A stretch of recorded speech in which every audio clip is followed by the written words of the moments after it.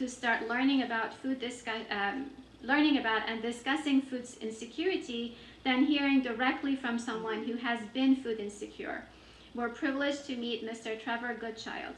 Trevor is an ACC graduate who has agreed to tell us his story of food insecurity. He has a remarkable story, and having come from food insecurity, he himself is deeply engaged in the community and works to help others. Trevor?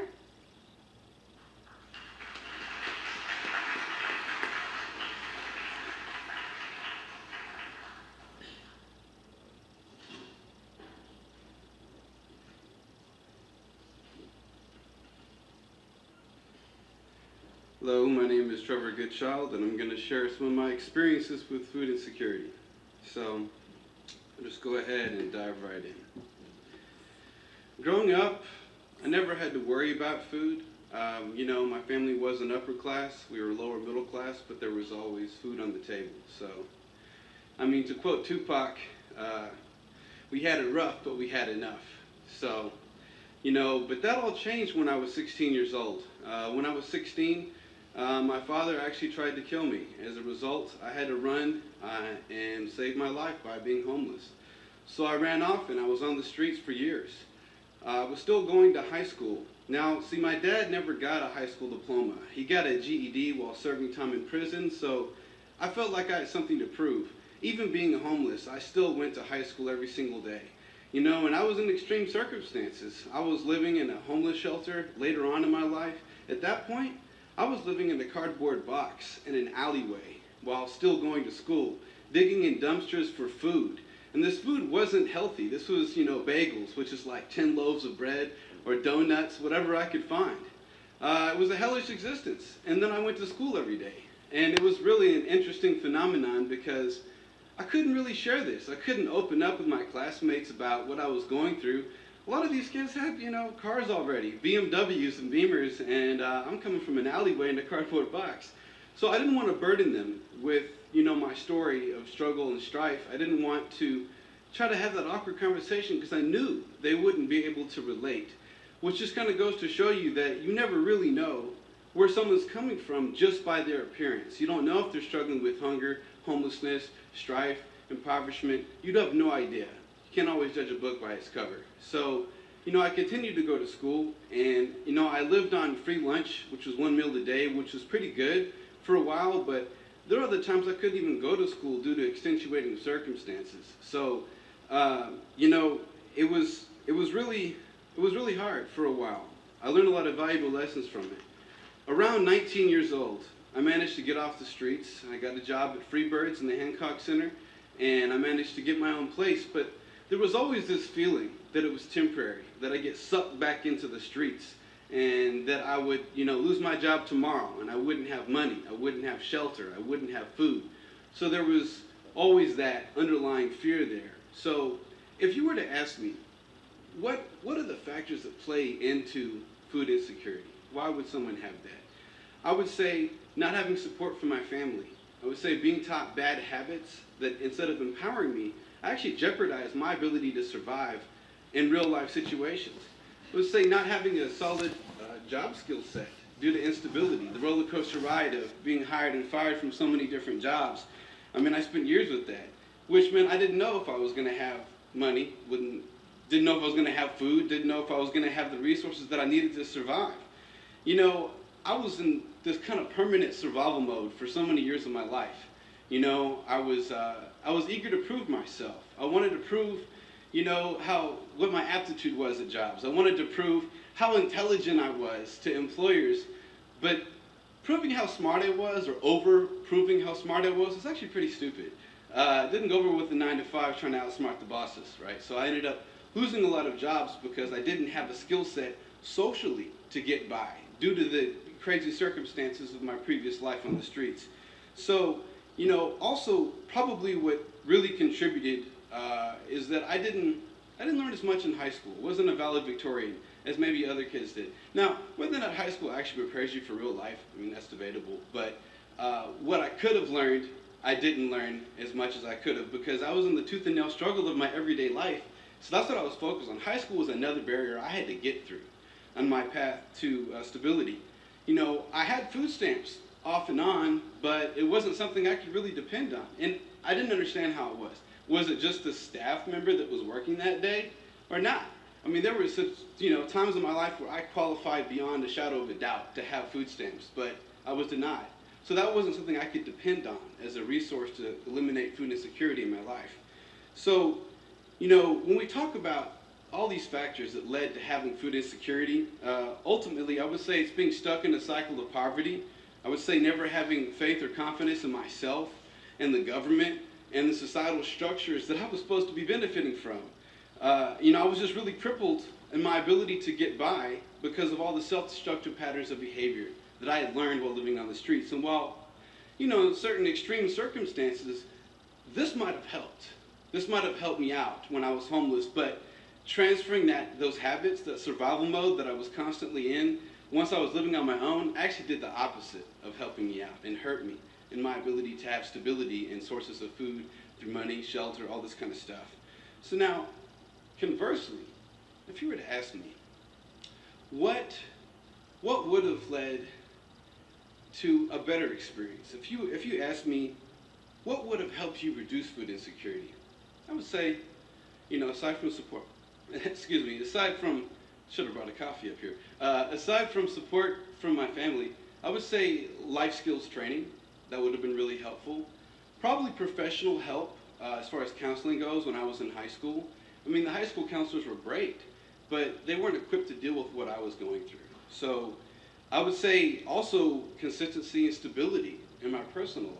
Now, certain factors you can't really mitigate because that's just how life happens. It's the roll of the die.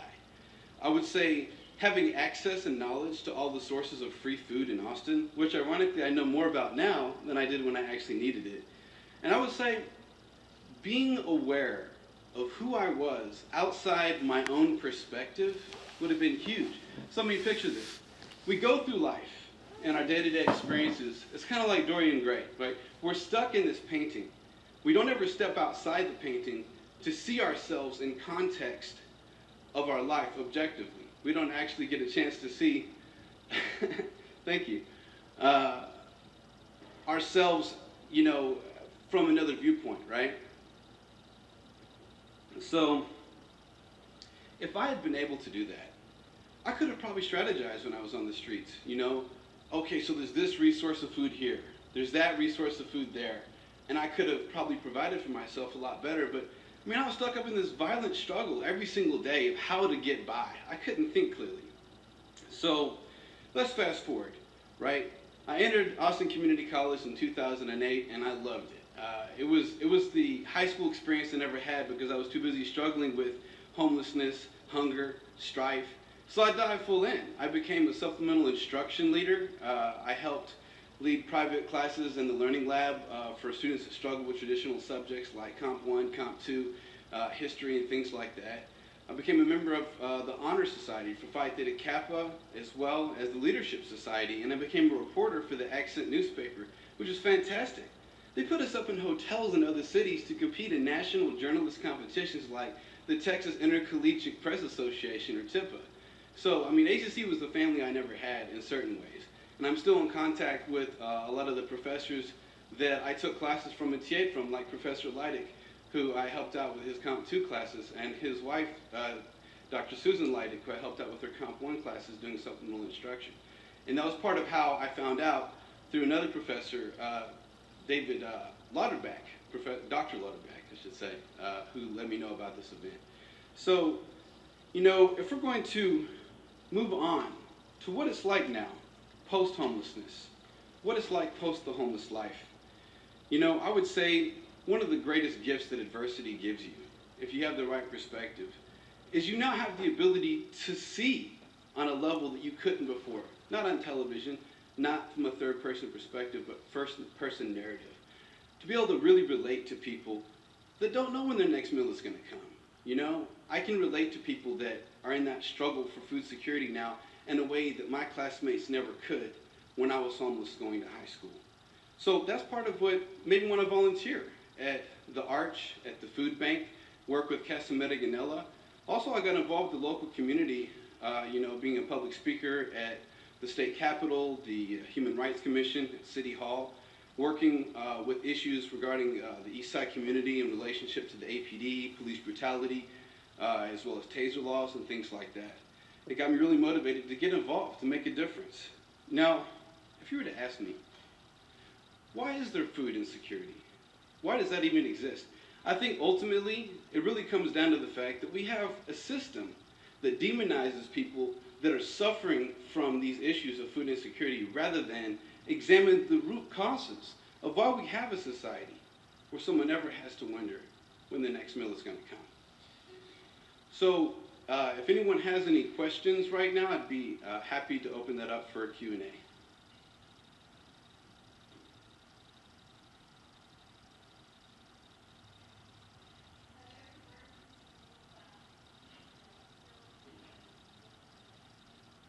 No, but that sounds awesome.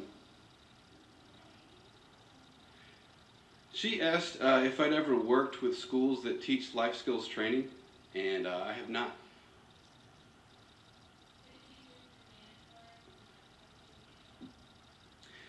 I think it would be, right? We live in a society right now where what's the number one governing aspect is economics, but how many people who aren't majoring that know about economics? Take Native American societies, right? What ruled that society? Hunting and gathering. You couldn't ask a youth that wouldn't know about hunting and gathering if you asked their youth there in that society. Nowadays, our society is ruled by economics, but how many people really know what are the driving factors behind that? So I think learning about those type of life skills going out into the job market would be really useful. Learning about social skills in high school if you're not specifically majoring in that, with sociology.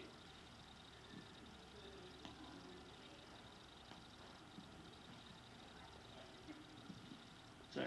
Do you think that there's a reason that students aren't being taught these important life skills that they're going to need later in their lives?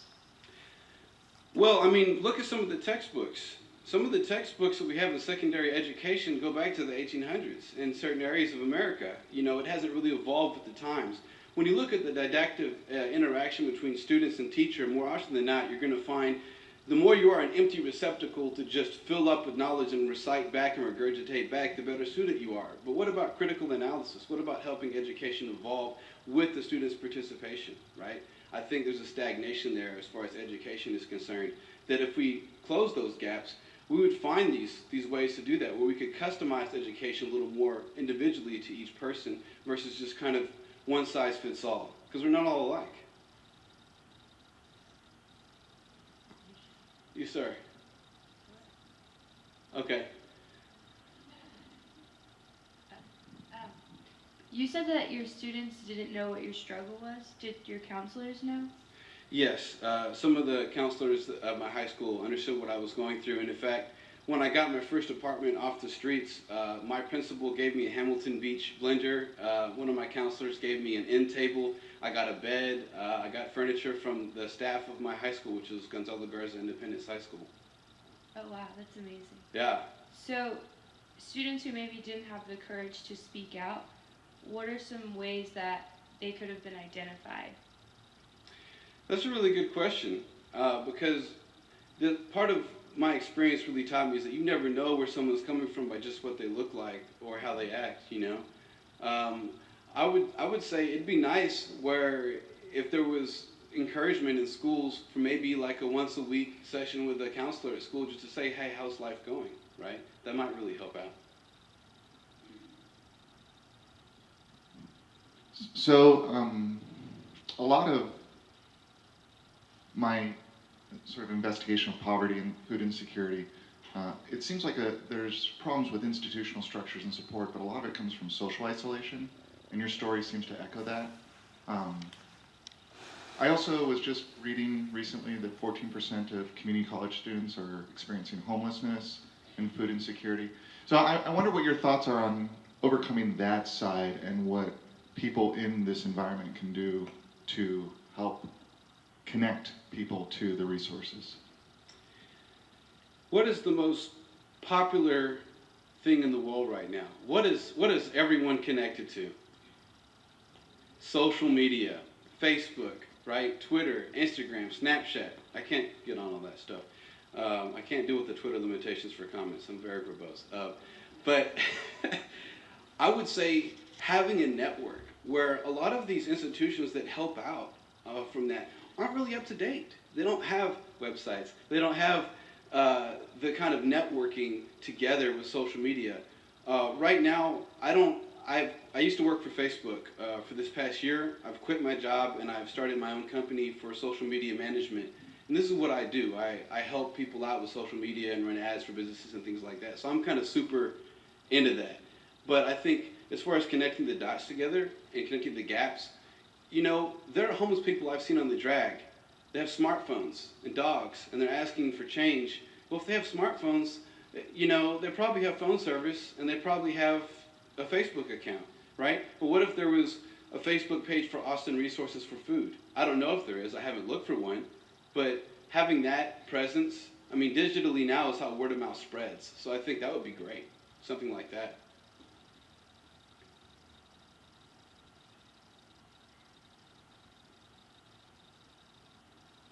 Yes, ma'am.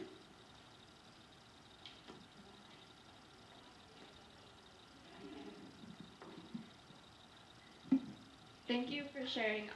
I could relate on different levels. I'm curious to whether it impacted your academics, because when that happened to me in high school, I went from a 3.7 to below a 2.0, and you know, I feel like building on your question, like how do we identify is, you know, how do teachers and counselors respond to the significant change in our academic performance? So I don't know if that happened with you or.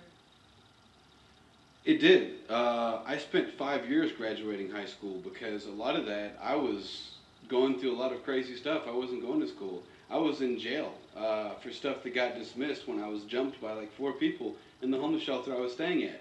So that took away from time in school. A lot of stuff took away. More often, it was just like, how do you prioritize something like school when you're dealing with real life problems as a teenager? You know, it's really hard to see that as important. Now, of course, hindsight's 2020. Now I can see, okay, long-reaching, looking at earning potential of people with college degrees versus high school diplomas. You know, there's going to be more, right? But I couldn't see that or the value in that as someone that went to high school, right? I mean, I think maybe something like that would be good, is to associate value with that. Because what's one of the common things you hear about people that aren't good at math? I'm not good at math. Well, how am I going to use this in the real world? How am I going to use algebra or trigonometry or something like I don't care about this. Well, connecting that to careers, connecting that with lifestyles, connecting that with your opportunities that you have available, maybe would add value to that as a motivating factor for why people should do well in high school, to transfer into college, to transfer into maybe a trade school or anything that suits their passion and interests. I think that would really help.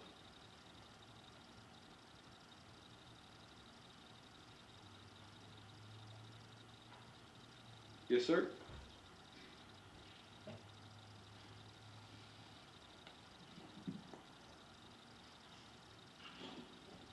So I just want to say I also relate to your situation, not on some levels, but my question, I guess, is through your whole experience when you're like in high school and stuff like that, did you ever like talk to or like see any of your classmates, and like, I don't know, through your whole experience, did you ever just feel like that really you like humbled yourself and became more wiser compared to like the people in your classroom who were every day like talking about things like, you know, just that just weren't on the same level of thinking that, you know, you were on?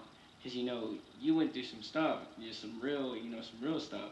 So do you ever feel like sometimes your classmates or people around you are just really ungrateful, or just how did you start to see people different on the way they would kind of act on things, or the way they would speak? You're really on point with that. So everyone's, as I put in a recent rap song I wrote a couple days ago, everyone's struggle to themselves is the worst, right? And it's important to be humble. I was entitled like a bee when I was a teenager, because I was like, man, y'all don't know what it's like. You don't know what I'm going through. You're complaining about a broken nail. I'm digging in dumpsters for dinner. You have nothing. But the thing with that is, although that may have been true, they were simply a product of their parents and their environment, just as I was at that point in my life. And so this sense of entitlement that I carried with me like a chip on my shoulder throughout my life really did more harm than help. It was only when I really started to embrace compassion and be more compassionate towards other people, even if I thought on a side-by-side comparison they have no idea what real struggle or strife is, to them it was, right? And we're all stuck right inside that painting where we don't get to see that context of ourselves objectively in relation to everything else in our life. So yeah, it was really hard having to hear people complain about how tough their life was, overprivileged kids talking about how bad that life is. You know, I mean, I had a whole bunch of that, but it was part of growing up. I had to let go of that. And when I let go of my resentment of other people for having more than I did, my life changed for the better.